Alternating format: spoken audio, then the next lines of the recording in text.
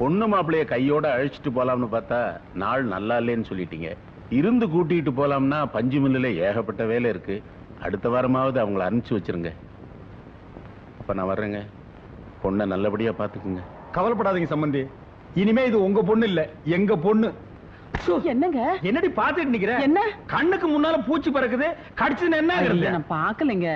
மீனாட்சி, நான் போயிட்டு வரட்டுமாமா? அம்மாடி மீனாட்சி, இந்த பாரு, அப்பா ஊருக்கு போகும்போது அழுக கூடாதுமா. கண்ணை தொடச்சுக்க. எதுக்கு அழுகுற? நாங்கெல்லாம் இல்ல.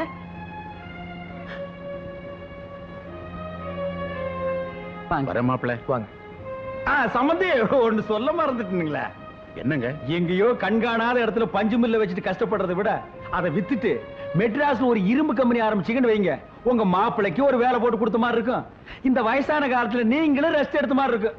நான் எதுக்கு சொல்றேன்னா, இரும்பு துருப்பிடிச்சு போனாலும் கிலோ கணக்கில் போட்டு காசாக்கிடலாம்.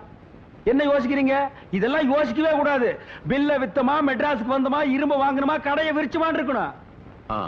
பார்க்கலாம். வர சம்பந்தி. டிரைவர் பார்த்து கூட்டி போப்பா. சம்பந்தி, அந்த பஞ்சு மில்லு விஷயத்தை மறந்துடாதீங்க, அதான் நமக்கு முக்கியம். அதான் சொல்லிட்டீங்கல்ல, மறக்க மாட்டார். வாங்க. மில்லு தான் நமக்கு முக்கியம். வாங்க, மறந்துடாதீங்க. ஏன் கிரிஜா, அக்கா எங்க காலையில இருந்து காணோம்? தலைவலின்னு படுத்துட்டு இருக்கா. இப்பதான் மாத்திரை குடுத்துட்டு வந்தேன். சித்தி சித்தி தலைவாரி விடுங்க சித்தி. சித்திக்கு நிறைய வேலை இருக்குமா.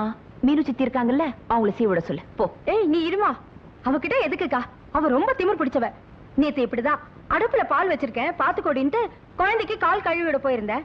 அத்தனை பாலும் பொங்கி வழியிற வரைக்கும் கால் மேல கால் போட்டு டிவி பாத்துட்டு காலை வழி அதை இறக்கி வைக்கல.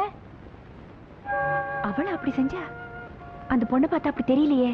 நீ ஒண்ணுக்கா, அவ சரியான கொழுப்பு பிடிச்சவ. நேத்து இப்படிதான் உங்க ஆத்துக்காரரும் பெரியவரும் குளிக்கிறதுக்கு தண்ணி அரிச்சுட்டு இருக்கா. இவ வாயில பிரஷ வச்சு நின்னு வேடிக்கை பார்த்துட்டு இருக்கா.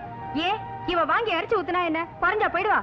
பணக்காரிச்சிங்கிற தெனா விட்டு ஊமையாச்சு. ஐயோ பாவம்னு நினைச்சேன். அவ்வளவு திமிரு பிடிச்சவளா? மறந்து போய் கூட பரிதாபப்படுறாத. இவாளெல்லாம் ஆரம்பத்திலே கிள்ளி வைக்கணும்.